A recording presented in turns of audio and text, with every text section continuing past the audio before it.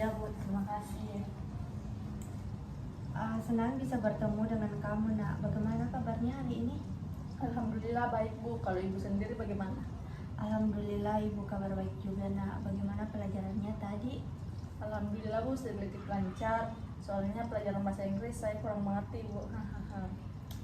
Tidak apa-apa, Nak. Belajar lebih giat dan bersemangat lagi ya, Nak. Iya Bu, pasti. Baik, sebelum kita mulai, Ibu ingin kamu tahu bahwa kamu berada di ruangan ini aman dan Ibu di sini siap untuk mendengarkan dan membantu. Saya takut untuk bercerita Ibu.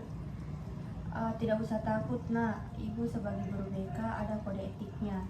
Di dalam proses konseling itu ada namanya asas kerahasiaan.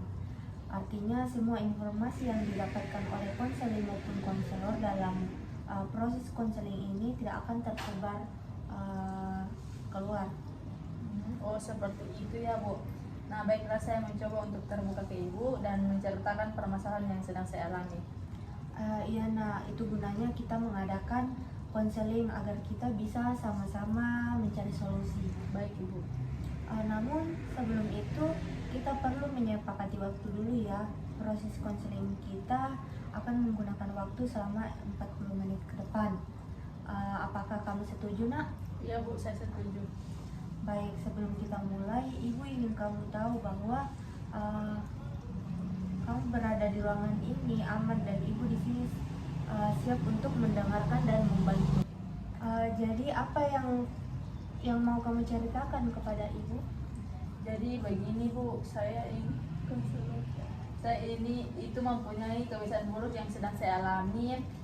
Saya ingin berhenti dari kebiasaan itu karena saya merasa saya sudah terlalu banyak panggilan orang tuanya Bu. Nah, saya tidak mau kalau harus mendatangkan orang tua saya ke sekolah akibat kebiasaan buruk yang saya lakukan. Kalau Ibu boleh tahu kebiasaan buruk apa yang kamu alami? Masalah yang sedang saya alami itu Bu, saya suka bolos dan bahkan saya tidak ke sekolah dari pagi hari Bu. Nah sekarang guru-guru mulai marah dan meminta saya untuk mendatangkan orang tua saya, dan hal itu yang membuat saya ingin menceritakan ke ibu. Oke, sejak kapan kamu suka bolos? Sejak saya mulai akrab lagi dengan teman SMP saya Ibu yang sekolah di dekat sekolah saya sekarang.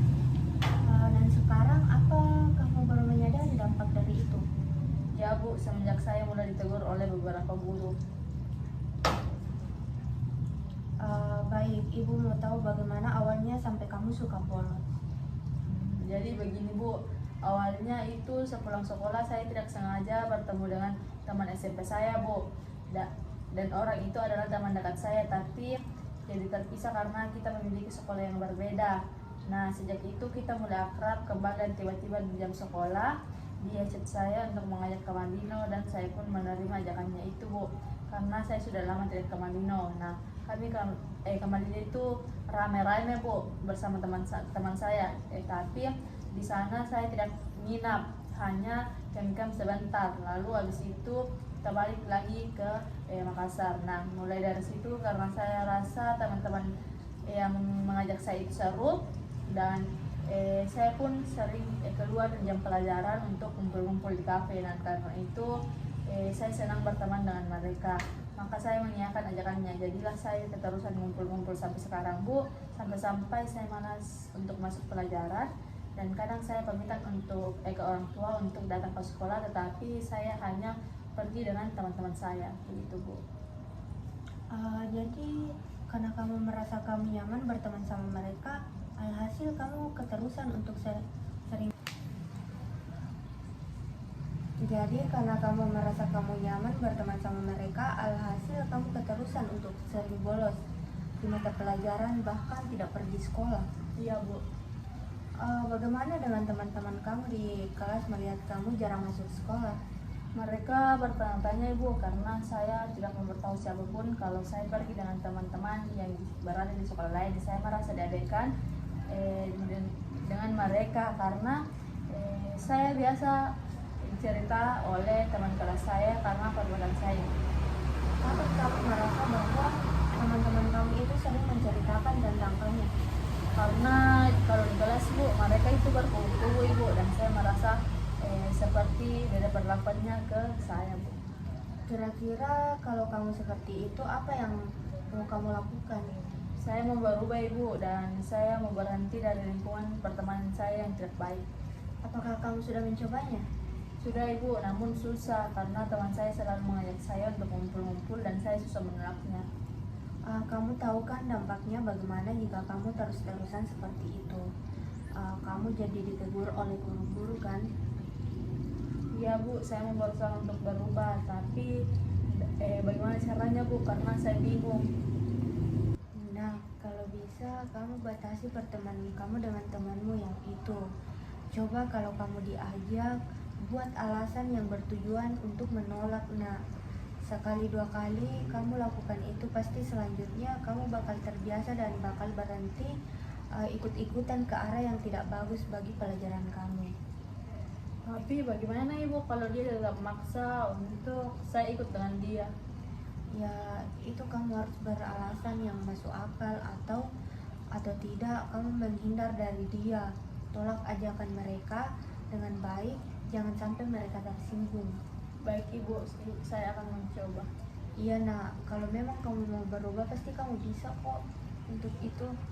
Saya akan berusaha untuk mencoba, Ibu. Sebisa mungkin saya akan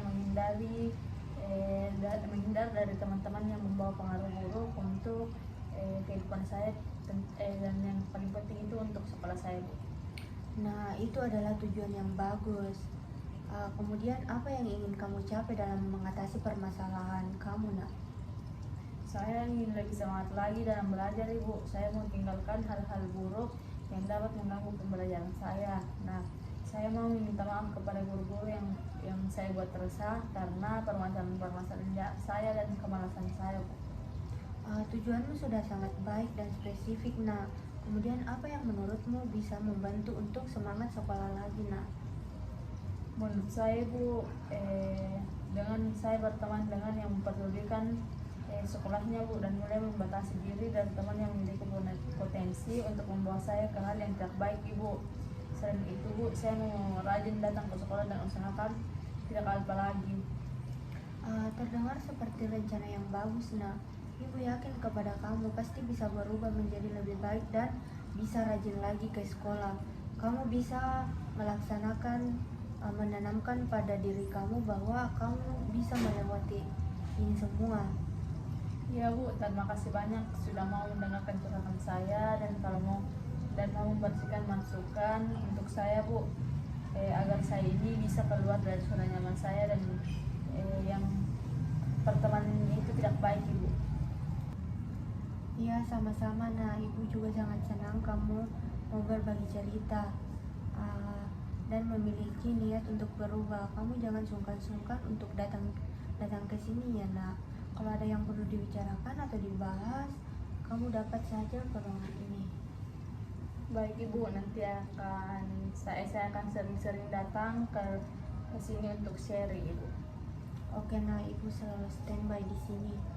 Baik, Ibu, terima kasih. Kalau begitu saya izin ke kelas, Bu. Assalamualaikum, Ibu. Waalaikumsalam nak.